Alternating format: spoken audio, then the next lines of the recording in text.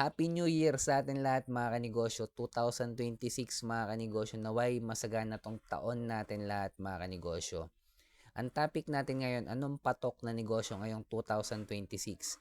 Tapusin mo tong video ko, sigurado marami kang matututunan. Ako nga pala si Jepoy, isang negosyante. Isa rin akong DJ. Kung kailangan nyo palang DJ sa club, sa bar, sa event, message lang kayo dito sa page ko or comment lang kayo. Bilang negosyante, meron akong 10 taon na karanasan na pagkalugi sa pagninegosyo. Anong patok na negosyo ngayong 2026? Mga kanegosyo, pag kinontent yan at napanood nyo yan sa Red App, Blue App, dito sa TikTok, mga kanegosyo, automatic malulugi ka. Pag sinabing patok na negosyo at napanood ng milyon na tao yan, ibig sabihin, milyon yung kalaban mo sa pagninegosyong yan. Isipin nila, malakas yung kita nito, magtayo tayo ng, halimbawa, sinabing bakery, patok na negosyo. Yung lahat ng nakapanood na yon na gusto magnegosyo, lahat yon ganun yung sisimulan. Ibig sabihin lahat yon kalaban mo. At kapag sinabing patok na negosyo, mga kanegosyo, kahit yung nag-a-advise ng mga yan, mga kanegosyo, for content lang. Ibig sabihin, hindi siya 100% accurate na mangyayari, mga kanegosyo, nakikita ka. Lalo na kung hindi ka pa nagsisimula sa pagninegosyo.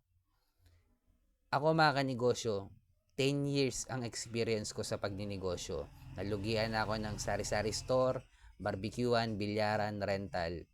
Taon-taon ko na lang naririnig yung patok na negosyo every year. Ginawang content na yan.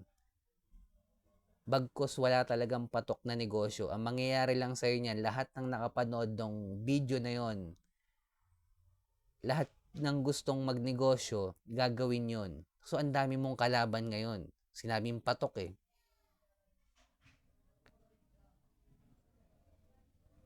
Mga kanegosyo, wala talagang patok taon-taon na negosyo. Kasi magsisimula ka pa dyan sa community mo. Lagi kong sinasabi, focus in one, market ng mayaman, original content, at i-scale up yung negosyo natin sa level 2 business model, mga kanegosyo. Kaya wala talagang patok na negosyo kapag may nag-content na patok na negosyo. Boss Jepoy, ano kaya magandang inegosyo? Pag ganyan kasi ang lumabas sa bibig nyo, mga kanegosyo, at ang daming mag-a-advise sa'yo, dito mo ilagay yung pera mo, dito mo ilagay yung pera mo, lalo na may puhunan ka, automatic malulugi ka, mga kanegosyo. Kahit ako magsabi, mga kanegosyo, magnegosyo tayo ng ganito ngayon kasi papatok to. Kahit ako, mga kanegosyo, kung alam ko magiging patok yun, hindi ko na sasabihin sa inyo. Ako na mismo magninegosyo nun. Kasi alam ko magiging kalabang ko rin kayo. Kaya yung mga nagsasabi ng mga patok na negosyo ngayong 2026, for content purposes lang talaga yan.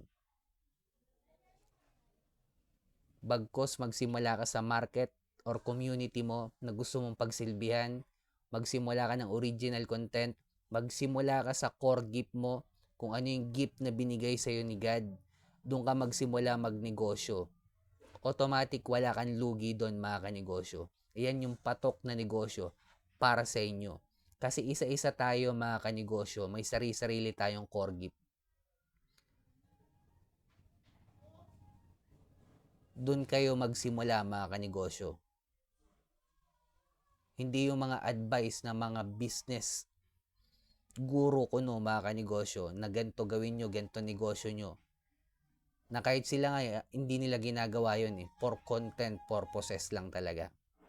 Kaya kung nagsisimula ka pa lang magnegosyo at gusto mo magtayo ng negosyo, tigil mo yan, lalo na kung kukuha ka ng physical store. Simulan na nyo online. Hindi ako makapagsabi kung anong specific. Magsimula kayo sa core gift nyo. Magsimula kayo sa community na pagsisilbihan nyo. Original content. Gumawa kayo ng community. isang produkto lang para sa community yung paglilingkuran nyo, focus in one pa rin, at i-scale up yung negosyo nyo sa level 2 business model. At kung umabot ka sa dulo na video na to, heart mo na rin to, subscribe ka na rin sa akin, comment ka lang kung anong gusto nyong i-topic. Sa mga negosyanteng dumadanas ng pagkalugi ngayon kasi kuha ng permit, lalo nga January, bayaran ng tax, kuhaan ng permit, puro gastos last December, gastos na naman for permit ngayong January. Ganyan talaga ang buhay negosyante, mga kanegosyo. Ingat tayong lahat. Peace.